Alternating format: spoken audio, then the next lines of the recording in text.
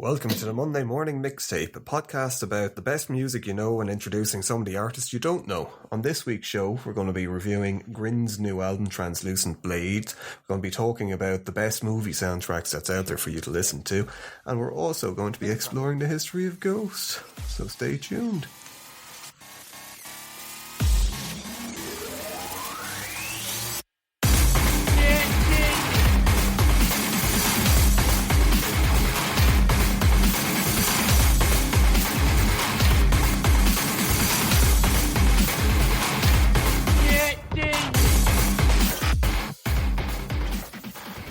Hi everyone, welcome to episode number 1 of the Monday Morning Mixtape, which obviously is going to be out every Monday. It's a new show. We're hoping to kind of like talk about loads of different genres of music, talk about the artists behind all the different music, try and recommend new bands that you mightn't have heard that we kind of like think are really good at the moment. And yeah, so that's going to be a lot of what we're going to do. So I suppose if we just start the show straight off, we're just going to get into the history of Ghost. BC, is it? Or what were they called? They dropped the BC. They just go, what did the BC stand for? It was before Christ, I suppose, really. Alright, so Ghost before Christ. Yes, well, it was just taken up because they ran into some sort of a kind of a copyright issue in America very briefly when they were over there, and they had to do it very briefly, I think around 2015 or something like that, and immediately dropped it once they got out of the copyright issue. Alright, so I suppose starting off for people who aren't familiar with Ghost, I don't know, some people call them a heavy metal band. They're a hard rock band. I guess. Doom metal, maybe. You talk about it, Laura. You know, you're the Ghost fan. expert. So kind of like tell us about Ghost. Well, I mean, Ghost, they divide metal fans kind of more or less down the middle. A lot of metal fans are like, yep, Ghost metal. A lot of metal fans are like, nope, not metal whatsoever. It's up to yourself how inclusive you want to be as to whether they have the metal moniker or not. But basically, they're I suppose, as close as you're going to get to the original sort of like metal movement. They're very Black Sabbathy and all the rest. I would think they're sort of, you know. I think they're more. I suppose their albums have sounded slightly different, but I suppose they're kind of like heavily influenced by kind of like theatre rock, shock rock, more so than anything. Where it's like if you're describing it, they're dressed up as ghouls.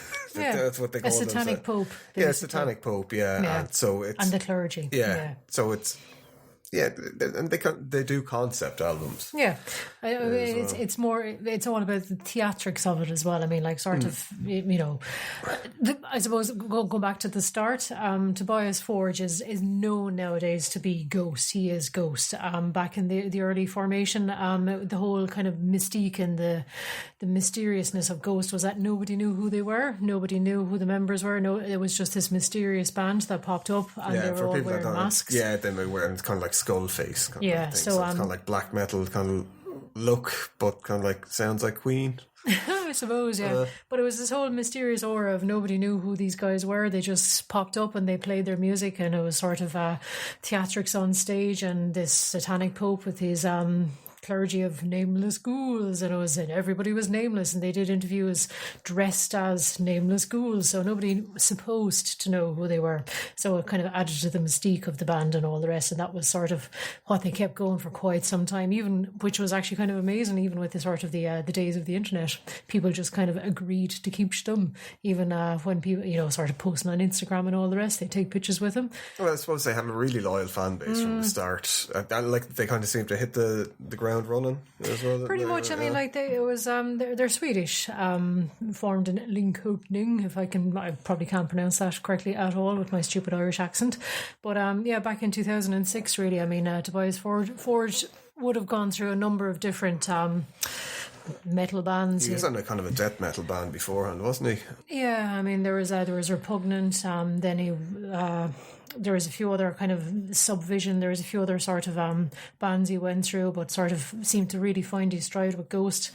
Recorded, I think it was Stand By Him would have been the first, or Elizabeth as well, the first kind of tracks that he would have recorded.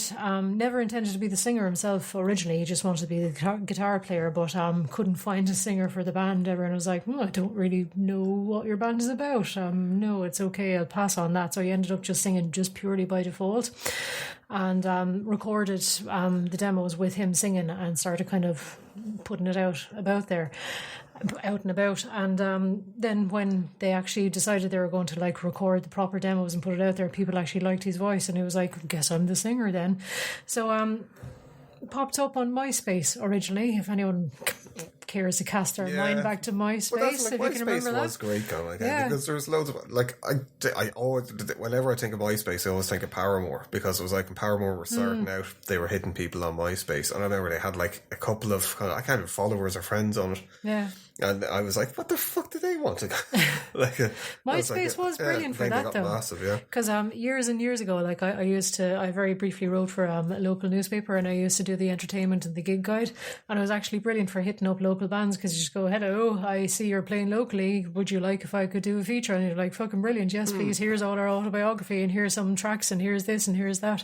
And it was a great way to connect with musicians, and it was a great way to connect with both up and coming musicians and with relatively famous musicians, because it just, MySpace turned into this sort of like, I don't know, musical sort of hive of connectivity, I think, more so than sort of like people posting pictures of their fucking feet like on Facebook. I know, and like, here's what I had for dinner, and here's my feet by a stupid swimming pool, and it's like, fuck off, don't care about that. Yeah, it was actually something worthwhile, I think. Yeah. But he posted up sort of tracks on MySpace, and again with this whole mystique and kind of mysterious aura as like Ghost, the band, and nobody really knew who they were, and literally posted them up on MySpace and just managed to break big on MySpace just immediately, just kind of just spread from there. Unfortunately, as well, around the same time, it's a bit sort of poignant, I suppose, that he had an elder brother, and he was the guy that would have sort of got him into all of his musical taste and all the rest. He was sort of a bit like yourself, I suppose, Wayne. You had an older brother that sort of had the... Well, I still have him. Yes, exactly. Yeah. Yes, I know you do still have him, but he would have been that bit of 10 years older than you, so he would have been a bit of a...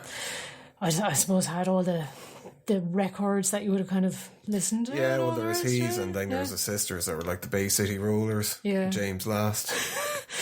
Which, awful, yes. But you would have had access to music that you would not necessarily have had access to as a younger child, because you had older brothers and sisters around. But Tobias Forge had that same kind of experience growing up. He had an older brother that kind of gave him access to all this music that you wouldn't have had access to as a younger child, really, normally. But just as Ghost broke big on MySpace, his older brother unfortunately passed away, which is sort of like really, really bittersweet, as you can imagine. Well, that's a lot of the songs that they did kind of like are about, well, not a lot of the songs, but like there's a couple of songs that are about like his brother, or kind of like paying homage to his brother. With it, like, obviously a big influence in his life, and obviously, you know, sort of leave a massive hole in your life when somebody like that is no longer in your life and all the rest. But I suppose it just gave him sort of the impetus to keep kind of pushing forward, really. I mean, you can either go one of two ways. You can either just, you know, curl up in a ball and kind of just, you know, crumble under that, or you can just go, right, okay, I need to push forward and all the rest. And I suppose at the time he was a young man, he had a young family as well that he needed support, so it was either do or do, you know, sort of. He worked in a call centre? Yeah, exactly. So his wife at the time, quite supportive, and she just went, right, okay, you're getting up there in years, you're going to hit 30 soon, you go make a name for yourself, or you just get sucked into a soulless job working in a call centre. So off you go and try and make the big time. No offence to people working in call centres. I know, well, no, obviously not. No, but I mean, if you're burning desire, like most of us, you have no soul. It's been stolen by the call centre. I know, but most of us. That's the dream, though, isn't it? Most of us are like, God, work in a call centre. Yes, absolutely. No, it's soulless. I know, yes. But supportive wife just went, yeah, okay, go out there, try and make it big, and if you don't, oh well, back here and just get back to your normal job. But luckily enough, made it big enough on MySpace that he started kind of getting a little bit of interest and getting offered a few gigs, and all of a sudden Ghost just took off, and it was just an awful lot of sort of metal guys kind of started taking an interest and offering them tours. The look as well of them, and as well because they were kind of heavy and they were unusual for the time, because I suppose around that time you would have had a lot of gent stuff and deathcore and all that, whereas then they were bringing a bit of theatrical stuff. Absolutely, there was nothing really like him at the time because I mean you had like I mean Kiss and Alice Cooper were way back in the 80s and there was nothing really there was no one doing the theatrical stuff at the time. There was I mean Corpse Paint was really sort of it was really bad. It was out there in sort of like black metal and that was about it. But there was no sort of theatrical sort of mainstreamish kind of metal thing going on that was a bit more accessible to the masses. And Ghost just sort of went, right, okay, I see an opening and I'm going for it. And he seemed to have had a vision right from the very start and just went, right, okay, I'm going to build my little black mass here and I'm going to get the flocks and the congregation coming to it. And he seemed to have had a vision, even in interviews and all the rest that he's subsequently done now that he's kind of outed himself as Tobias Forge and the sort of the man behind Ghost. He always had this vision that in order to keep people's kind of attention and interest that you can't just have the same character. You need to keep on changing characters every time you change into a different album because obviously then people want to buy the merch and they want to keep, I suppose, a little bit, So I suppose for those of you who are a little bit unfamiliar with Ghost, every time there's a new album, there's a change in the persona. Opus Eponymous was obviously the first record and kind of made a fairly big splash. So it's like Papa Emeritus 1, 2, 3 and they. Exactly. There's a new pope elected each time basically and every time there's a new record the old pope gets killed off and it's generally done live on stage in sort of the final round of a concert. And up until this year it's been done sort of on home turf in Sweden. It's always been Papa Emeritus 1 was dragged off stage by goons or whatever and Papa Emeritus 2 then rises from the ashes and this time around it was done in Mexico but so it's that's sort of been the sort of the shtick I suppose and supporting all of this as well it made kind of good use of the internet as well. They've released a few little kind of chapters with Sister Imperator who was another character this sort of rotating they built up cast of characters around a lot of the stuff but kind of like when you go with the first album what was the first album was Opus Eponymous wasn't it?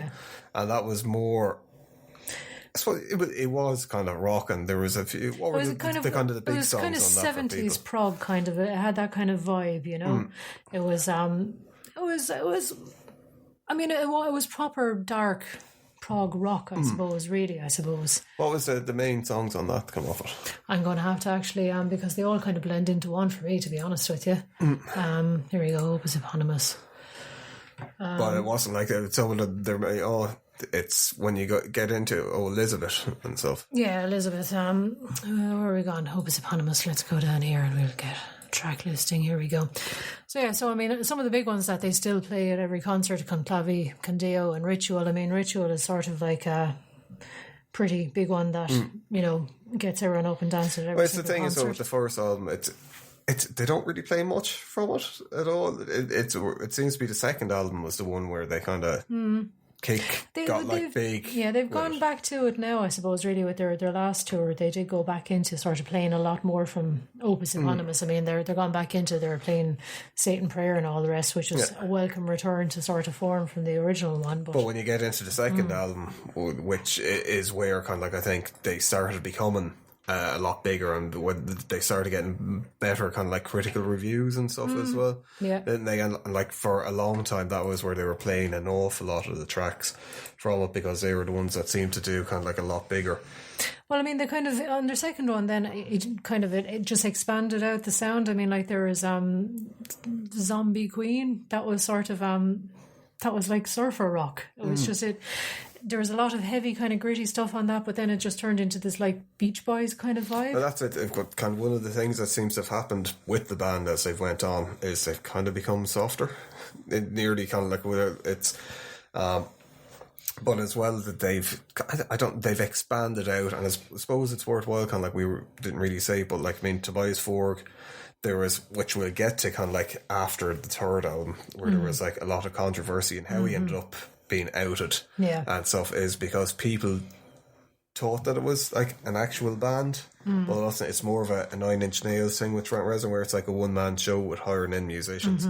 At least that's what he says. The other people disagree with that still.